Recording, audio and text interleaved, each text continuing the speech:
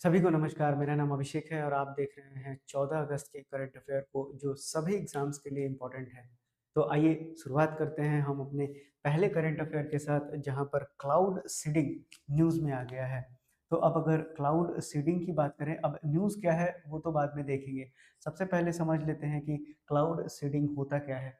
तो cloud seeding एक weather modification technique है जिसमें कि हम क्लाउड को स्टिमुलेट करते हैं, यानी कि क्लाउड को स्टिमुलेट करने के लिए, यानी कि उसमें से प्रेसिपिटेशन हो और साथ ही साथ उसमें से रेन निकले। प्रेसिपिटेशन होगा तो यानी कि रेन का फॉल होगा या फिर स्नो का फिर फॉल होगा।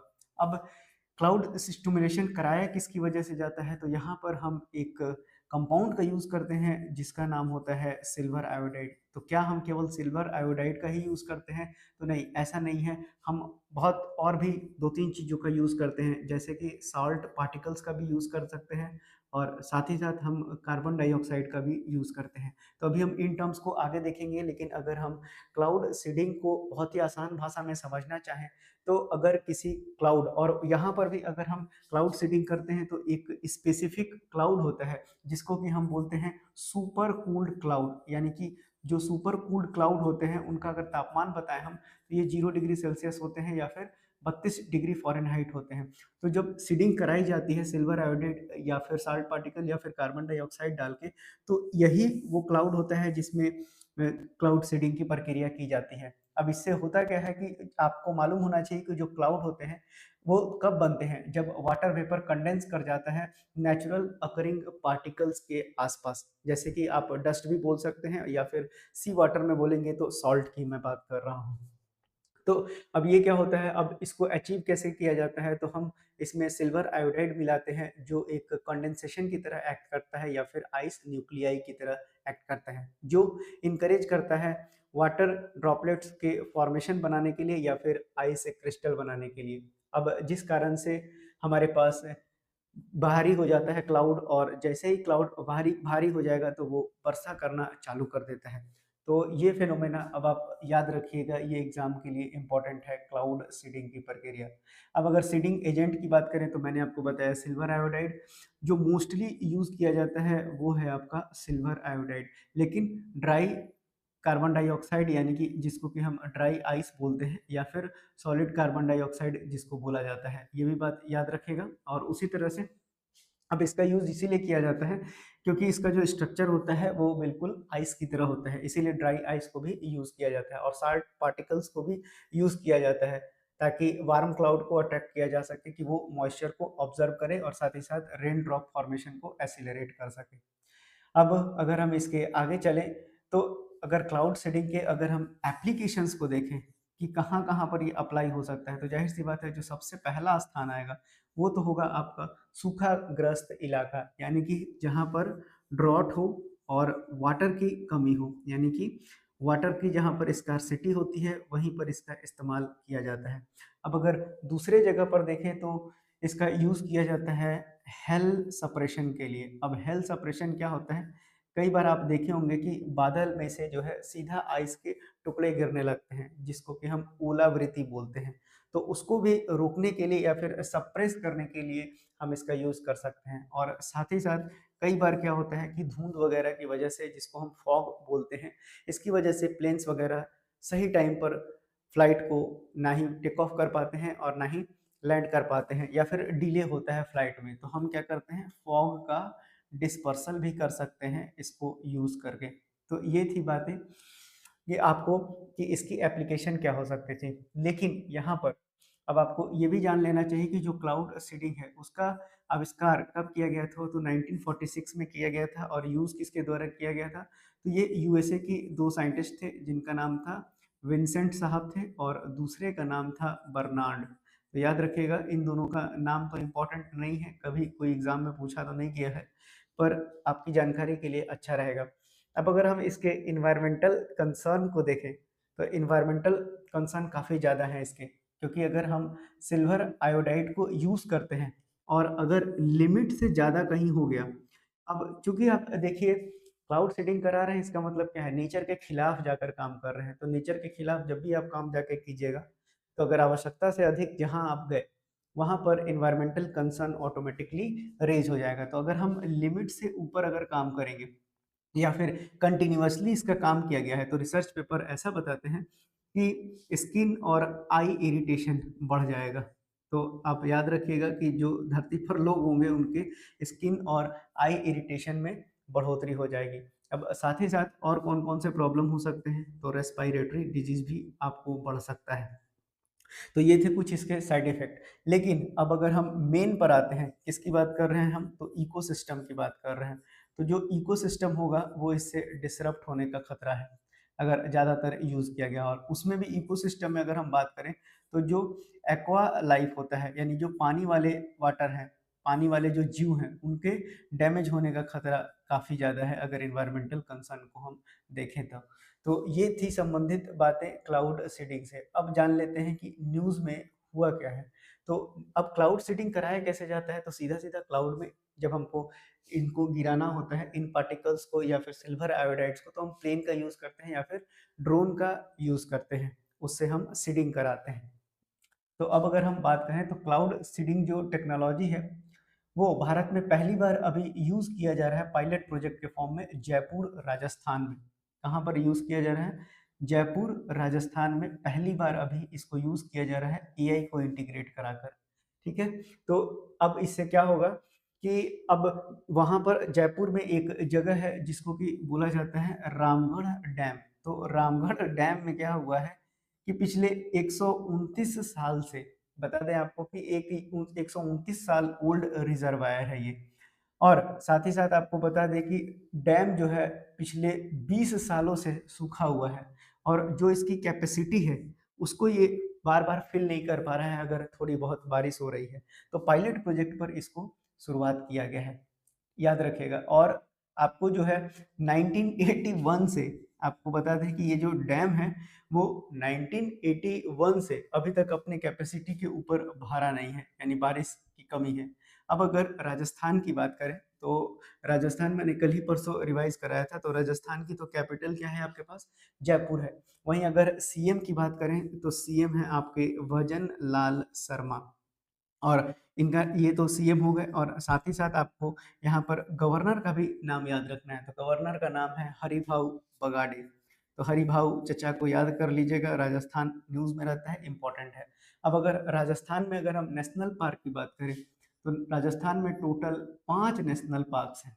और 5 नेशनल पार्क के अलावा अगर हम बताएँ, तो अगर उसमें नाम बोले तो रणथंभौर हो जाएगा एक, उसके बाद सरिस्का हो जाएगा, केवलादेव हो जाएगा, और केवलादेव का दूसरा नाम जो है भरतपुर बर्ड सेंचुरी भी कहा जाता है उसको।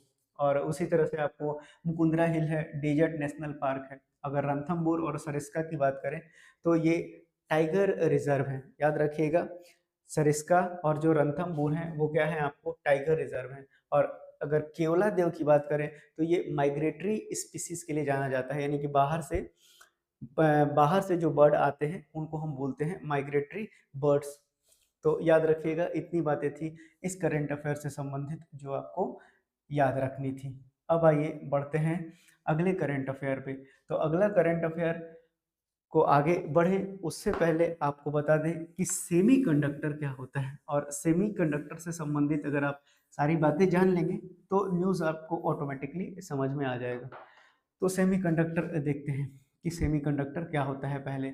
तो सेमीकंडक्टर, अब जो एलिमेंट्स होते हैं वो 3 प्रकार के होते हैं। एलिमेंट्स 3 प्रकार के होते हैं, एक मेटल्स होते हैं, एक नॉन मेटल्स होते हैं, और एक को बोला जाता है मेटलॉइड्स। तो जो आपके पास मेटलॉइड्स होते हैं, जिनकी कुछ प्रॉपर्टी मेटल्स की होती है और कुछ प्रॉपर्टीज नॉन मेटल्स की होती है, तो इस तरह के एलिमेंट्स को हम क्या बोलते हैं? मेटलॉइड्स बोला जाता है। अब अगर हम मेटलॉइड्स की बात करें, तो उन्हीं मेटलॉइड्स में एक एग्जाम्पल होता है जिसको कि हम बोलते हैं सेमीकंडक्टर्स। तो यानी कि जिसका इलेक्ट्रिकल कंडक्टिविटी, क्या बोला मैंने, कि अगर हमारा जो इसका कंडक्टिविटी है, इलेक्ट्रिकल कंडक्टिविटी, वो दोनों के बीच में लाई करे। कौन से दोनों के बीच की बात कर रहे हैं हम? तो कंडक्टर की बात कर रहे हैं, और साथ ही साथ इंसुलेटर की बात कर रहे हैं। यहाँ पर कंडक्टर क्या होता है?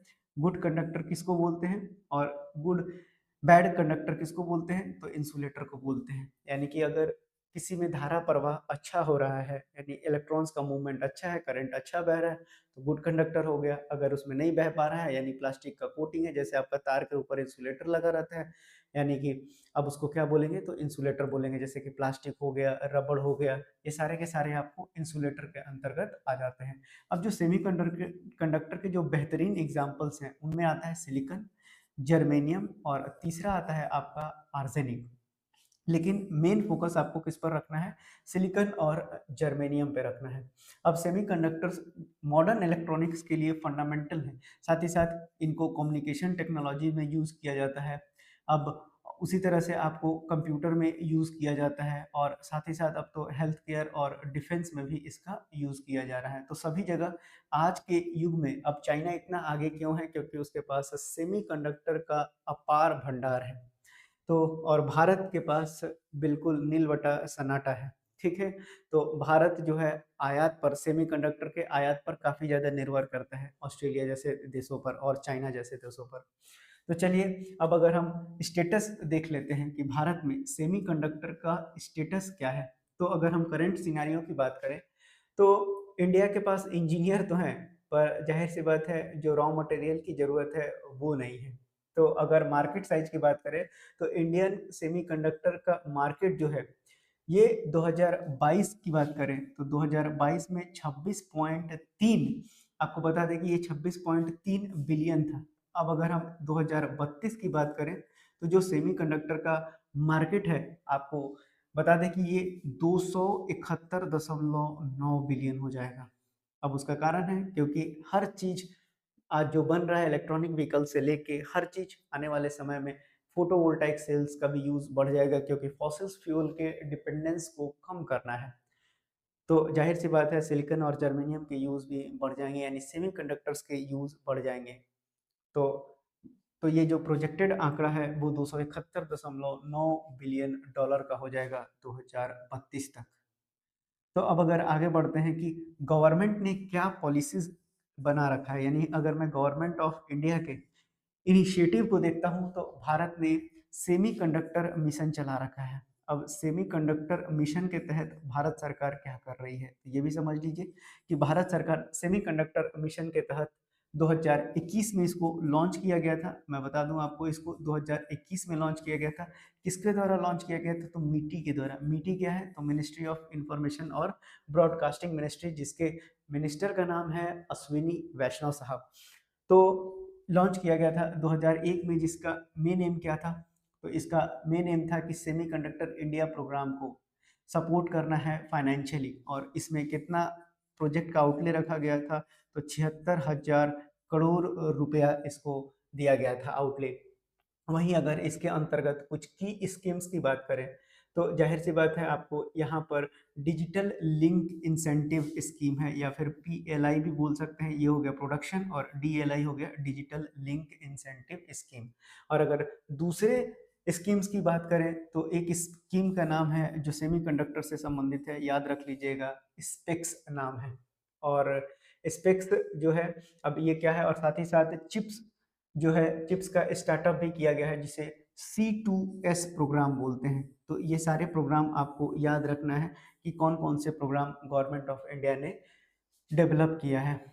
अब साथ ही साथ अगर C2S की बात करें, तो ये टैलेंट डेवलपमेंट प्रोग्राम है। अब अगर चैलेंजेस की बात करें, तो भारत में बहुत ही ज़्यादा चैलेंजेस फेस किया जा रहा है, क्योंकि ज़ाहिर-सी बात है भारत में R&D की कमी है, और साथ-साथ भारत को जो रॉ मटेरियल चाहिए, उसके लिए भारत बहुत ही ज़्यादा आयात पे निर्भर है, यानी कि दूसरे जगह से मँगाना पड़ता है।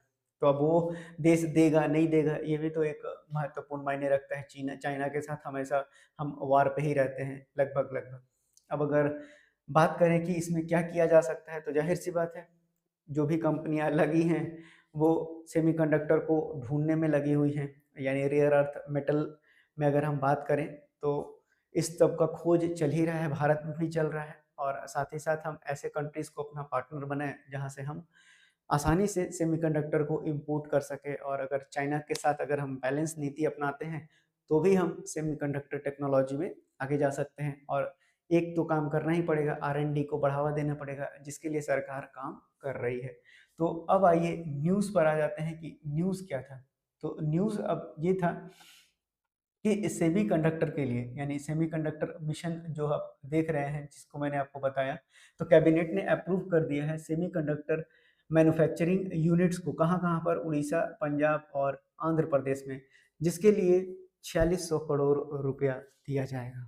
तो मैं ये नहीं बदल पाया था, मैं आपको दिखा देता हूँ। तो ये था आपका न्यूज़, जो आप देख पा रहे होंगे कि कैबिनेट ने अप्रूव कर दिया है semiconductor manufacturing unit Orissa, Punjab, Andhra Pradesh में, जितना कि कितना लागत दिया जा रहा है? 4600 करोड़ रुपया दिया जा रहा है। अब आइए बढ़ते हैं अपने अगले करंट अफेयर पे। तो अगला करंट अफेयर आपका संबंधित है महंगाई से। तो अब अगर महंगाई की बात करें तो रिटेल इन्फ्लेशन से संबंधित है। अब पहले इन्फ्लेशन के बारे में जान लेंगे, उसके बाद हम आगे बढ़ेंगे रिटेल इन्फ्लेशन के ऊपर। तो चलिए, अब इन्फ्लेशन क्या होता है मैं आपको बता देता हूँ। तो इन्फ्लेशन यानी आसान भाषा में कहें तो महंगाई। अब अगर महंगाई की बात करें तो इंक्रीज जो प्राइसेस में होता है गुड्स और सर्विसेज में, किसी इकोनॉमी में किसी पीरियड ऑफ टाइम के लिए, इसी को हम लोग क्या बोलते हैं? इन्फ्लेशन बोला जाता है। अब इस जो इन्फ्लेशन है वो रेट है जिस पर परचेजिंग पावर ऑफ मनी क्या हो जाता है? डिक्रीज कर जाता है, यानी परचेजिंग पावर कम हो जाएगी। जाहिर सी बात है, अगर महंगाई दर हो जाएगा तो जो सामान, मान लीजिए आलू 10 रुपये किलो था, अब अगर वो 60 रुपये किलो हो जाएगा, क्योंकि यहाँ रिटेल इन्फ्लेशन की हम बात कर ही रहे हैं। तो अगर जो आलू, एक सीजन आता है जिसमें आलू 10 रुपये बिकता है और एक सीजन आता है जिसमें आलू 40 रुपये बिकता है, तो आप 10 रुपये वाले में खपत ज़्यादा करते हैं, 40 वाले में कहते हैं घर में नहीं नहीं भाई अभी थोड़ा कम खाओ, जो सब्जी सस्ता है वो खाओ। तो इस तरह से चलता है भारत में। तो अब इन्फ्लेशन का मतलब अगर आप समझ गए, तो इन्फ्लेशन के हम टाइप्स को भी अब समझ लेते हैं। तो अगर इन्फ्लेशन के टाइप्स को देखें तो ये जो है, पहला तो किस पर किया जाता है? तो रेट ऑफ इंक्रीज के अगर हम हिसाब से देखते हैं, तो रेट ऑफ इंक्रीज के हिसाब से देखेंगे तो एक होता है आपका क्रीपिंग, या फिर इसी को बोलते हैं माइल्ड इन्फ्लेशन। अब ये क्रीपिंग या फिर माइल्ड इन्फ्लेशन क्या होता है? तो एक ग्रेजुअल इंक्रीज होता है प्राइस में, जो टिपिकली 3% से क्या होता है? कम होता है। और ये मैं कब की बात कर रहा हूँ? एनुअली की बात कर रहा हूँ। तो ये मेरा क्या कहलाता है? क्रीपिंग या फिर माइल्ड इन्फ्लेशन होता है। दूसरा आपका होता है वॉकिंग, या फिर इसी को बोला जाता है ट्रॉटिंग, ट्रॉटिंग इन्फ्लेशन बोला जाता है। अब इसमें जो प्राइसेस होता है वो 3% से लेके 10% होता है एनुअली। तो इसको हम लोग बोलते हैं वॉकिंग या फिर ट्रॉटिंग हो गया। अब उसी तरह से गैलोपिंग होता है, तो ये आपके लिए इम्पोर्टेंट नहीं है, तो इसको मैं बता नहीं रहा हूँ। यानी कि प्राइस बहुत तेजी से बढ़ता है, और लिखा ही देता हूँ 10% से लेके 100% तक हो जाता है, या फिर इससे भी ज़्यादा हो सकता है, ये बात याद रखिएगा। अब जो चौथा है जो इम्पोर्टेंट है वो है आपके लिए हाइपर इन्फ्लेशन, जो आपसे परीक्षाओं में पूछा जाएगा। अब लिखित परीक्षा है तब तो आपको ये चारों लिख सकते हैं, कोई दिक्कत नहीं है, परीक्षाओं में हमेशा पूछा जाता है। तो हाइपर इन्फ्लेशन का मतलब क्या होता है कि ये एक एक्सट्रीमली रैपिड और आउट ऑफ कंट्रोल इंक्रीज हो जाता है किसमें? प्राइसेस में। और ये प्राइसेस क्या होता है? 50%। अभी तो आप एनुअली देख रहे थे, अगर 50% के ऊपर जाने लगता है मंथली प्राइसेस गुड्स और सर्विसेज के, तब हम क्या बोलते हैं कि ये जो है आपको कम, यानी कि यहाँ पर अब आप क्या बोलेंगे कि जो आपका करेंसी है वो कंप्लीटली कोलैप्स हो चुका है। अब इस कारण से क्या हो जाएगा? तो आपको क्या कहा जाएगा? Hyper inflation. अब उसी तरह से इन्फ्लेशन को हम दूसरे किस पर नापते हैं? तो काउजेस के हिसाब से देखते हैं। तो काउजेस के हिसाब से देखेंगे तो यहाँ पर आपको डिमांड पुल इन्फ्लेशन आएगा। अब डिमांड पुल इन्फ्लेशन तब अकर होता है जब एग्रीगेट डिमांड गुड्स और सर्विसेज का एक्सीड कर जाता है उसके अवेलेबल सप्लाई से, यानी कि जो उसका ड्राइविंग प्राइस है वो क्या होता है? बढ़ जाता है। मैं क्या बोल रहा हूँ कि जब एग्रीगेट डिमांड्स ऑफ गुड और सर्विसेज, यानी कि जितना सप्लाई है अगर उससे ज़्यादा डिमांड हो गया, तो यानी कि ये क्या कहलाएगा? आपको डिमांड पुल हो जाएगा। तो मैं लिख देता हूँ आपको, सहूलियत होगा आपको पढ़ने में कि अकर, ये कब अकर होता है? जब जो एवरेज डिमांड है, अब डिमांड किसका होगा? जाहिर सी बात है गुड्स और सर्विसेज का, अगर ये एक्सीड कर जाता है किससे? सप्लाई से, तो इसको हम लोग क्या बोलते हैं? बोलते हैं डिमांड पुल इन्फ्लेशन। उसी तरह से दूसरा आपको होता है कॉस्ट पुश इन्फ्लेशन। और कॉस्ट पुश इन्फ्लेशन क्या होता है? ये जो है अराइज कब करता है? जब कॉस्ट ऑफ प्रोडक्शन इंक्रीज कर जाता है। यानी कि अगर मैं रॉ मटेरियल की बात करता हूँ, तो अगर रॉ मटेरियल का प्राइस ही आपका क्या कर गया? इंक्रीज कर गया, तो या फिर जो भी मज़दूर जहाँ पर काम कर रहे हैं, वो अपना दाम बढ़ा देंगे, तो आपको क्या हो जाएगा यहाँ पर कॉस्ट पुश इन्फ्लेशन हो जाएगा, क्योंकि जो बिज़नेस आप कर रहे होंगे उसमें भी प्राइसेज़ क्या हो जाएँगे, इंक्रीज़ हो जाएँगे। तो यानी कि यहाँ पर जो प्राइस का इंक्रीज़ होता है, वो कॉस्ट ऑफ प्रोडक्शन की वजह से होता है। ये सवाल कई बार परीक्षाओं में पूछा गया है। उसी तरह से अगर मैं तीसरे इन्फ्लेशन की बात करता हूँ, तो तीसरा है आपका बिल्ट इन इन्फ्लेशन होता है। तो बिल्ट इन इन्फ्लेशन को हम बोलते हैं वेज प्राइस स्पाइरल भी बोलते हैं, और ये फ्यूचर के प्राइस इंक्रीजेज से संबंधित है। तो ये इतना इम्पोर्टेंट नहीं है, बस मैंने इसीलिए आपको बता दिया। अब आपको महंगाई कंट्रोल करने के लिए भारत में एक कमेटी बनाई गई थी। एक कमेटी बनाई गई थी जिसका नाम था उर्जित उर्जित पटेल कमेटी बनाई गई थी। अब ये उर्जित पटेल कमेटी का काम क्या था और कब बनाया गया था, ये सारी डिटेल मैं आपको बता देता हूँ। तो उर्जित पटेल कमेटी का गठन किया गया था आपको 2016 में। तो 2016 में अब इसका काम क्या था? तो इसका काम ये था कि भारत में महँगाई दर को कंट्रोल करना है। कितना से कितना प्रतिशत? तो ये जो कमिटी है मॉनेटरी पॉलिसी कमिटी, इनके द्वारा कौन-सा कमिटी बनाया गया? तो मॉनेटरी पॉलिसी कमिटी, याद रखिएगा इसका नाम मॉनेटरी पॉलिसी कमिटी है। अब इसमें कितने मेंबर्स होंगे ये भी जान लीजिए। तो यहाँ पर 3 आरबीआई से होंगे और 3 गवर्नमेंट ऑफ इंडिया से होंगे, और जो हेड होगा उसका वो होंगे हमेशा आरबीआई के गवर्नर। तो अभी कौन गवर्नर है? संजय मल्होत्रा साहब हैं। और 4 डिप्टी गवर्नर में आपको पूनम गुप्ता मैम का नाम याद रखना है, वो ज़्यादा इम्पोर्टेंट है। तो अब हेड कौन होगा? आपके आरबीआई के हेड होंगे। अब इसका काम है कि भारत में महँगाई दर जो है वो 2% न्यूनतम होना चाहिए और मैक्सिमम 4% सॉरी मैक्सिमम 6% से ज़्यादा नहीं होना चाहिए। यानी कि इनका रिकमेंडेशन ये था कि 4 प्लस माइनस 2 से ज़्यादा महँगाई दर भारत में नहीं होना चाहिए। तो उसके लिए कंट्रोल करने के लिए ये लोग क्या करते हैं, टूल का यूज़ करते हैं, जिसे मैंने कुछ ही दिन पहले समझाया था। तो अब थोड़े दिन के बाद जब आप भूल जाएँगे तो फिर से समझा दूँगा। यानी कि रेपो रेट की बात की जाएगी, रिवर्स रेपो रेट की बात की जाएगी, एसएलआर की बात की जाएगी, सीआरआर की बात की जाएगी। तो ये सारे टूल्स हैं जिससे कि जो आरबीआई है उसको कंट्रोल करने का काम करती है। साथ ही साथ ओपन मार्केट ऑपरेशन भी चलता है। तो ये सारी चीज़ें हैं जो उर्जित पटेल कमेटी और महँगाई दर से संबंधित थी। तो ये भी बात आपको अब याद हो गया होगा, क्योंकि काफ़ी दिन से मैं आपको पढ़ा रहा हूँ। अब जान लीजिए कि जो न्यूज़ में है कि रिटेल इन्फ्लेशन क्या होता है। तो रिटेल इन्फ्लेशन का मतलब होता है जब प्राइस में चेंज होता है, किसके द्वारा?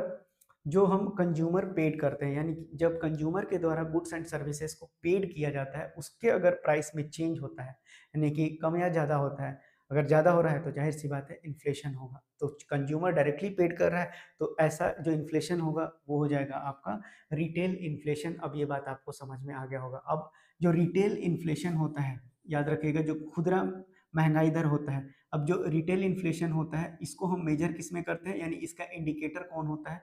तो इंडिकेटर होता है आपका सीपीआई, यानी कि कंज्यूमर प्राइस इंडेक्स। अब जो रिटेल इन्फ्लेशन है इसके लिए एक फॉर्मूला भी होता है जो आपसे पूछा जा सकता है अच्छे परीक्षाओं में, कि आप बताइए कि सीपीआई जो इन्फ्लेशन रेट है वो कैसे निकालिएगा। तो सीपीआई का इन्फ्लेशन रेट निकालने के लिए ये प्रतिशत में निकाला जाता है, क्योंकि महंगाई दर प्रतिशत में ही मैंने आपको बताया। तो जो आपका करंट सीपीआई होता है, और अगर इसको प्रीवियस जो सीपीआई है अगर आप उससे माइनस कर देंगे कंज्यूमर प्राइस इंडेक्स से, और डिवाइड कर देंगे इसको प्रीवियस सीपीआई से और गुना कर देंगे 100 से, क्योंकि परसेंटेज है, तो ये आपका क्या निकल जाएगा? ये निकल जाएगा आपका सीपीआई इन्फ्लेशन दर निकल जाएगा। अब अगर आगे बढ़ते हैं तो सीपीआई और डब्ल्यूपीआई आप जान लीजिए। तो सीपीआई मैंने बता दिया कि ये किसको नापता है, तो रिटेल जो प्राइस चेंज होता है उसको नापता है। उसी तरह से आपको ये बात याद रखना है जो बहुत ही इंपॉर्टेंट है। मैं 2 टेबल बना देता हूँ, क्योंकि एग्जाम में इससे हमेशा सवाल पूछा जाता है। कौन-कौन सा सवाल? यानी कि होलसेल प्राइस इंडेक्स पर और दूसरा कंज्यूमर प्राइस इंडेक्स पर। तो यहाँ पर हम क्या मेजर करते हैं? तो होलसेल प्राइस को देखा जाता है। जब महँगाई दर बढ़ेगा तो होलसेल प्राइस को देखा जाता है, लेकिन कंज्यूमर जब करता है तो कंज्यूमर प्राइस इंडेक्स देखा जाता है, यानी कि यहाँ पर रिटेल इन्फ्लेशन को देखा जाता है। अब इसका यहाँ पर केवल गुड्स को कवर किया जाता है, सर्विसेज़ काउंट नहीं करते हैं, और यहाँ पर दोनों को काउंट किया जाता है। याद रखिएगा, यही सब सवाल डायरेक्टली आपके एग्ज़ाम्स में पूछा जाता है, अच्छे एग्ज़ाम्स में। अब अगर इसके बेस ईयर की बात करें तो ये है 2011-12, और यहाँ पर जो बेस ईयर है वो है 2012। अब यहाँ पर जो मिनिस्ट्री रिस्पॉन्सिबल है ये है ministry of commerce and industry. अब आपको ये बताना है कि इसके मंत्रालय कौन संभाल रहे हैं। तो जहाँ तक मुझे याद है पीयूष गोयल साहब संभाल रहे हैं। और अगर मैं यहाँ पर बात करूँ तो नेशनल स्टैटिस्टिकल ऑफिस ये जो है आपको रिलीज करता है। तो याद रखिएगा यहाँ पर ministry of communication commerce and industry release करता है और यहाँ पर नेशनल स्टैटिस्टिकल ऑर्गेनाइजेशन इसे रिलीज करता है। तो अब देखिए अब हुआ क्या है। तो अगर हम जून 2017 की बात करें तो जून 2017 के बाद जो महंगाई दर है वो सबसे निचले स्तर पर है। तो जून 2017 के रिस्पेक्ट में अभी जो हुआ है इन्फ्लेशन वो कितना हो गया है। तो इन्फ्लेशन में देख लेता हूँ कितना पर आ गया है, 1.55% आ गया है 8 साल के सबसे न्यूनतम स्तर पे। तो अब इसमें आपको ये याद नहीं करना है, ये सिर्फ समझाने के लिए था। अगर इन्फ्लेशन आप समझ गए हैं तो देखिए 2% से भी कम हो गया है। तो रूरल यानी कि जो आपका शहर के बाहर की बात की जा रही है तो ये कितना हो गया 1.18% हो गया है। वहीं अगर हम अर्बन इन्फ्लेशन की बात करें तो ये कितना हो गया है 2.05% पर आ गया है। अब अगर हम फूड इन्फ्लेशन को देखें तो फूड इन्फ्लेशन मैं लिखा देता हूँ, उसके बाद फूड इन्फ्लेशन भी समझा देता हूँ क्या होता है। तो ये all India consumer food price index होता है। क्या होता है इसको क्या बोला जाता है, all India food price index कहा जाता है इसको। ये भी याद कर सकते हैं आप, शायद किसी एग्जाम में पूछा गया था स्टेट पीसीएस में।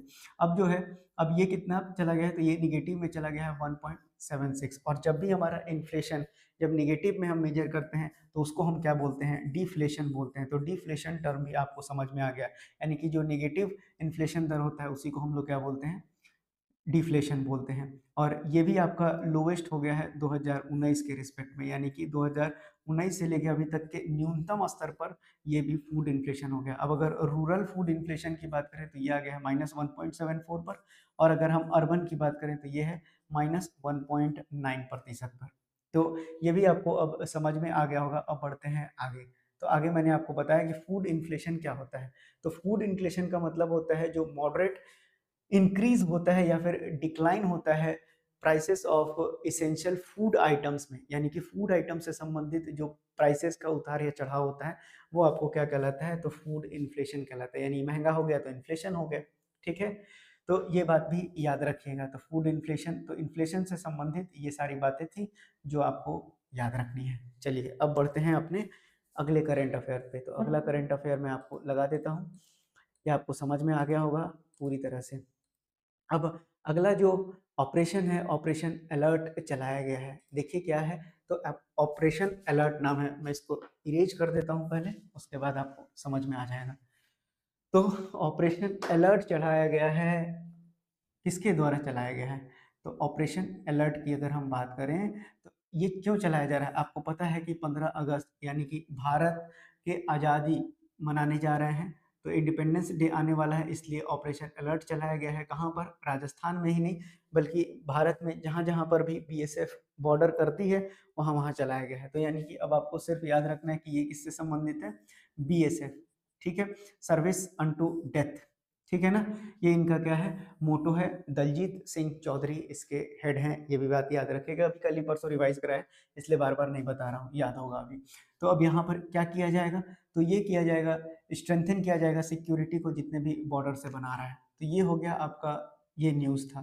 तो अब आगे बढ़ते हैं। अब आगे बढ़ेंगे तो एक और मिलिट्री एक्सरसाइज न्यूज़ में आ गया है। तो मिलिट्री एक्सरसाइज न्यूज़ में है। अब इसका साउथ कोरिया और यूएस कंडक्ट करने जा रहा है ज्वाइंट मिलिट्री एक्सरसाइज। तो इसको रब कर दिया जाए क्योंकि अब साउथ कोरिया न्यूज़ में आ गया है। तो लिख लीजिए क्या है, साउथ कोरिया अब मिलिट्री एक्सरसाइज करने जा रहा है किसके साथ, यूनाइटेड स्टेट ऑफ अमेरिका के साथ। और उसका नाम क्या है, तो उसका नाम है उल्ची फ्रीडम शील्ड। क्या है बोलेंगे, उल्ची फ्रीडम शील्ड उसको कहा जाता है। ये एनुअली किया जाता है, किसके द्वारा, अमेरिका और साउथ कोरिया के द्वारा। अब इसको 1960 में जब ये स्टार्ट हुआ था तो इसको क्या नाम दिया गया था, तो टैगुक एक्सरसाइज इसको कहा जाता था उस समय पर। तो अच्छे एग्जाम्स में आपसे ये सवाल पूछा जाता था। तो यानी कि अब इसका नामकरण कब बदला गया भाई, तो नाम ही बदलते रहते हैं केवल। तो ये कितना हो जाएगा, 2008 में जो है इसका नाम बदल के इस तरह से कर दिया गया। अब आपको बता दें कि यूएस और जो साउथ कोरिया है इसके बीच में 1953 में मिलिट्री अलायंस हुआ और जिसको कहा जाता है म्यूचुअल डिफेंस ट्रीटी। याद रखिएगा, म्यूचुअल डिफेंस ट्रीटी बोलते हैं। किसके किसके बीच में हुआ? तो ये हुआ साउथ कोरिया और यूनाइटेड स्टेट ऑफ अमेरिका में। कब हुआ? 1953 में हुआ, जहां पर यूएस ने ये कहा कि अब हम साउथ कोरिया को डिफेंस करेंगे। तो अब यूनाइटेड स्टेट ऑफ अमेरिका जो है साउथ कोरिया और उसके आसपास का जितना भी इलाका है उसको राउंड अप करते रहता है अपने मिलिट्री से भी, नेवी से भी, ताकि साउथ कोरिया पर किसी तरह का आंच ना आए। तो जब सुपर पावर उनके साथ है तो आप देखेंगे कि साउथ कोरिया कितना ज़्यादा डेवलप करता है, क्योंकि उनको मालूम है कि उनके ऊपर कोई खतरा नहीं है। वैसे किम जोंग उन लगातार बने रहते हैं न्यूज़ में, लेकिन उनसे कोई खतरा नहीं है। अमेरिका चाहे तो with in second north Korea को ख़त्म कर सकता है। तो ये तो सिर्फ बोलने वाली बात है, यानी कि बहुत बड़े-बड़े केवल बात ही करते हैं ये। अब साउथ कोरिया की बात करें तो अमेरिका तो मैंने कुछ ही दिन पहले रिवाइज़ कराया है आप, साउथ कोरिया की राजधानी क्या है? सियोल है। वहीं अगर यहाँ की अगर हम करेंसी की बात करें तो यहाँ का जो करेंसी है ये है वोन। वोन नॉर्थ कोरिया का भी है, लेकिन वो नॉर्थ कोरियन वोन है, ये साउथ साउथ क्या बोलते हैं, कोरियन वोन है यहाँ पर। अब करेंसी हो गया, कैपिटल हो गया, अब यहाँ के आपको प्रेसिडेंट का नाम याद रखना है। तो प्रेसिडेंट काफ़ी इंपॉर्टेंट है, उनका नाम है ली जे मियोंग। तो ली जे मियोंग साहब भी आपसे कई बार पूछा जाता है कि साउथ कोरिया के प्रेसिडेंट का नाम बताइए। सबसे ज़्यादा तो पूछा जाने वाला सवाल सियोल है और वून है। ये कई बार आपके एसएससी और रेलवे के एग्जाम्स में ऐसे सवाल देखने को मिलता है। अब यहीं पर जब मिलिट्री एक्सरसाइज आया है तो भारत के मिलिट्री एक्सरसाइज को भी हम लोग रिवाइज कर लेते हैं। कैसे रिवाइज करेंगे? तो याद करते हैं। तो पहला क्या है आपका, यूएस के साथ हम क्या करते हैं? युद्ध अभ्यास किया जाता है। युद्ध अभ्यास भारत और यूएस करता है, और साथ ही साथ वज्र प्रहार भी भारत यूएस के साथ करता है। उसी तरह से दूसरा है, भारत फ्रांस के साथ कौन सा एक्सरसाइज करता है? तो ये शक्ति एक्सरसाइज करता है। उसी तरह से तीसरा अगर हम बात करें तो इंडोनेशिया के साथ भी इम्पोर्टेंट है। तो इंडोनेशिया के साथ आप याद रखिएगा, फ्रांस शक्ति है, यहाँ पर गरुड़ शक्ति भारत एक्सरसाइज करता है।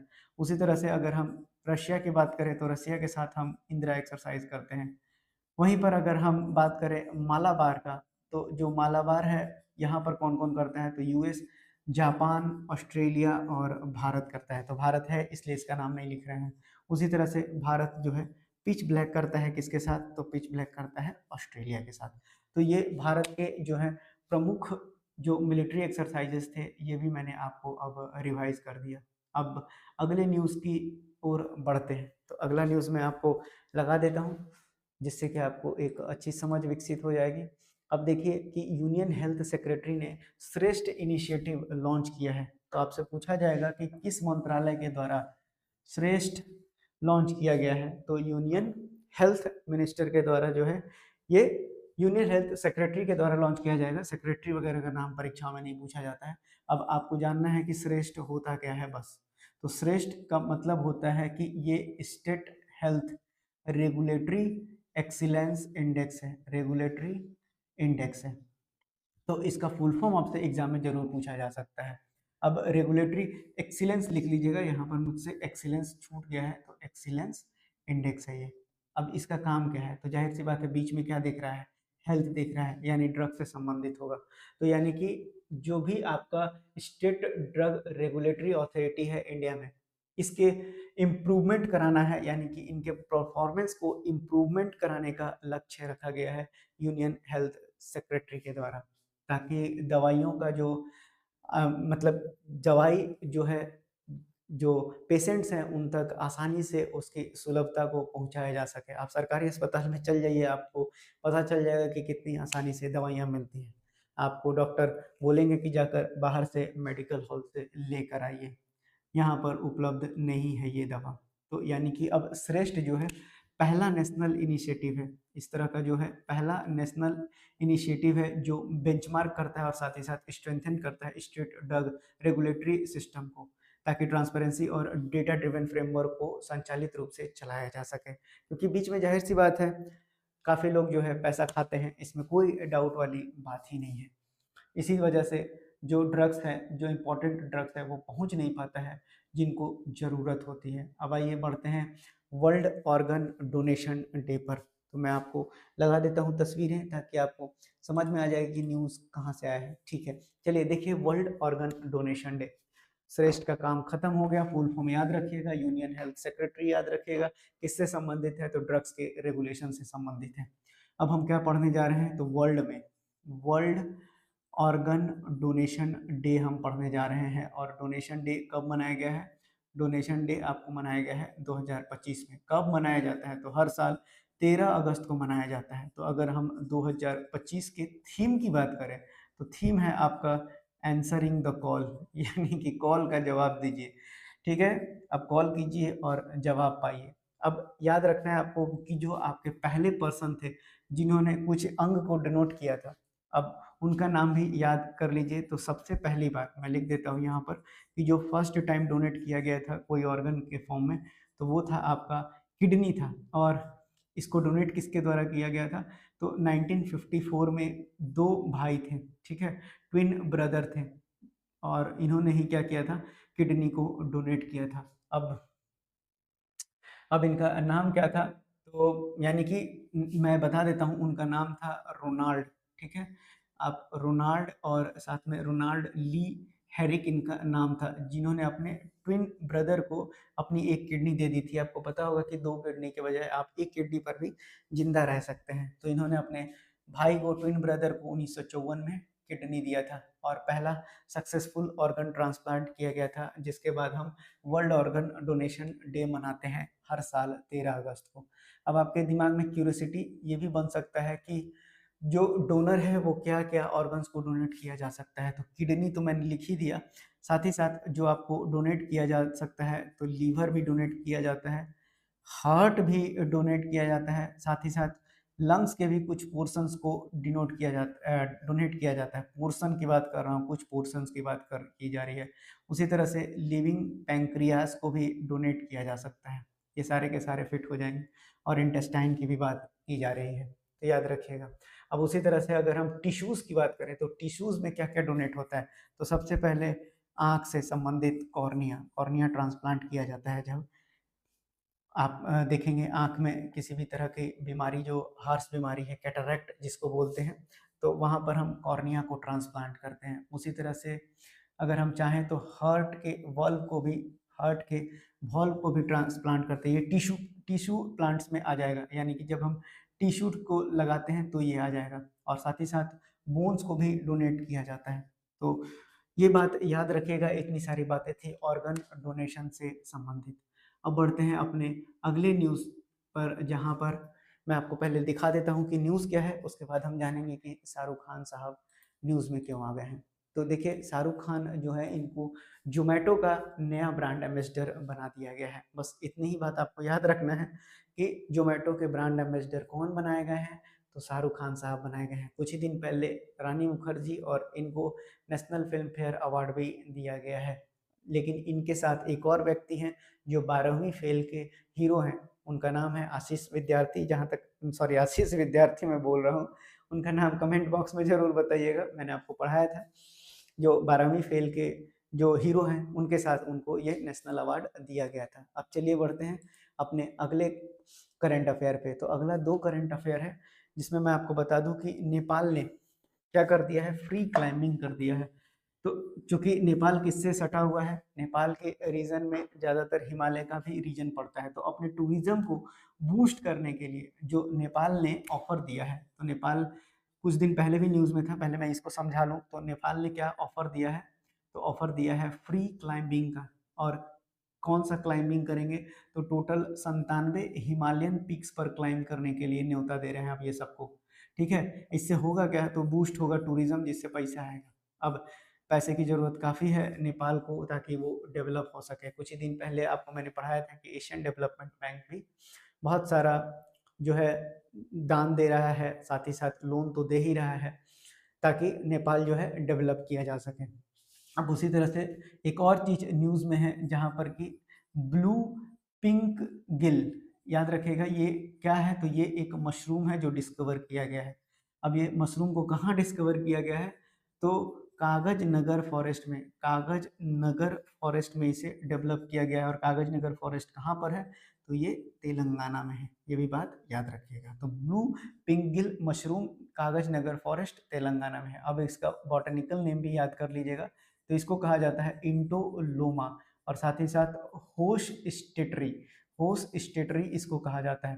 तो अब अगर हम आपको बता दें कि ये जो है, ये जो नेटिव है, अगर ये तो भारत में डिस्कवर किया गया, लेकिन अगर इसके नेटिव की बात करें तो ये कहाँ पर पाया जाता है, तो ये पाया जाता है आपको न्यूजीलैंड में, यानी नेचुरली कहाँ पाया जाता है, ये न्यूजीलैंड में पाया जाता है। चलिए, तो ये थे न्यूज़। अब हम आगे बढ़ते हैं, जब हम देखेंगे स्पोर्ट्स न्यूज़ को, तो स्पोर्ट्स न्यूज़ में पहले न्यूज़ को देखते हैं, जहाँ पर भारत से अगर हम नम्रता बत्रा की बात करें, तो ये चाइना की चाइना की मेंग यू चेन से हार गई हैं। यानी कि 2025 वर्ल्ड गेम हो रहा था, कहाँ पर हो रहा था वर्ल्ड गेम, तो ये हो रहा था आपको चेंगडू चाइना में। तो चेंगडू चाइना में ये हो रहा था, जहाँ पर हमारे भारत से किनका नाम मैंने बताया, तो ये बताया मैंने नम्रता बत्रा जी का नाम। अब ये क्या हो गई हैं, तो इनको मिला है आपको 52 केजी वेट में, 52 केजी वेट में इनको सिल्वर मेडल दिया गया है।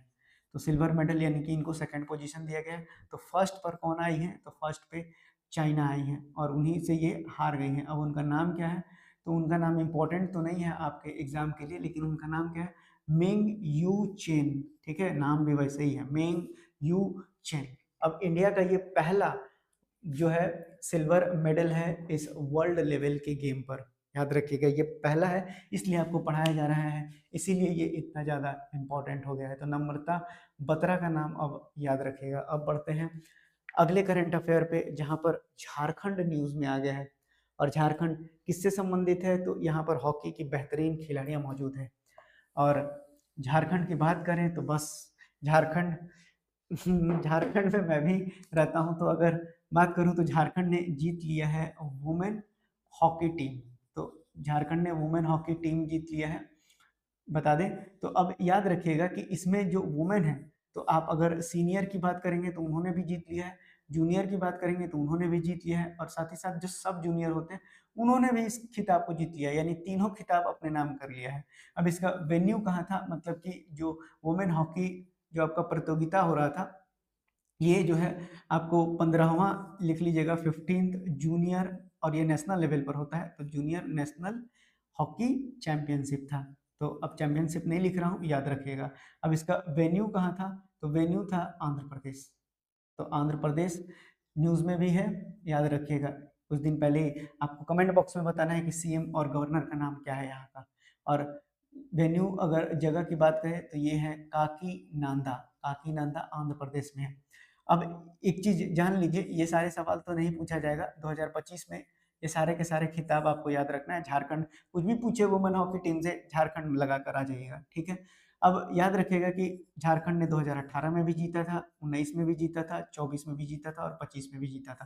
यानी इनके पास टोटल कितने खिताब जीत गए, 4 खिताब। तो पीसीएस वगैरह के एग्जाम में आपसे ये पूछा जा सकता है, इस तरह के सवाल आपके एग्जाम में बनते हैं।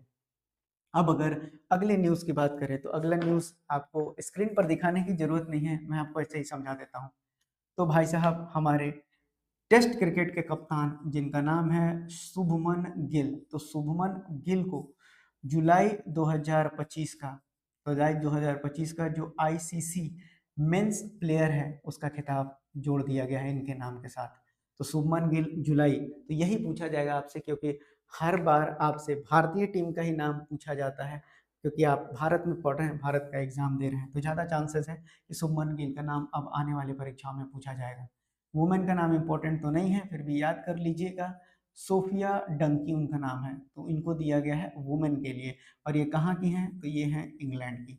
अब साथ ही साथ अगर आईसीसी न्यूज़ में है, तो आईसीसी को फिर से रिवाइज कर लीजिए, इंटरनेशनल क्रिकेट काउंसिल है। अब इसके हेड कौन है, तो जैसा है। इसकी स्थापना की बात करें तो इसकी स्थापना 1909 में की गई थी, और इसका हेडक्वार्टर कहाँ है, तो दुबई यूएई में है। और अब उसी तरह से बीसीसीआई यानी board for cricket control in India, जिसके प्रेसिडेंट हैं रॉजर बिन्नी, हेडक्वार्टर मुंबई है, ये भी बात याद रखिएगा। आईपीएल के चेयरमैन अरुण धूमल साहब हैं, ये भी बात याद रखिएगा। अब भारत के चीफ सेलेक्टर कौन है, अजीत अगरकर हैं। और अगर कोच की बात करें तो गौतम गंभीर हैं। अगर बीसीसीआई की स्थापना की बात करें तो 1928 में किया गया था। तो ये थी आपको करंट अफेयर जो सभी एग्जाम्स के लिए इम्पोर्टेंट था, यानी 14 अगस्त के करंट अफेयर थे। तो मिलते हैं अब कल के सेशन में, तब तक के लिए धन्यवाद।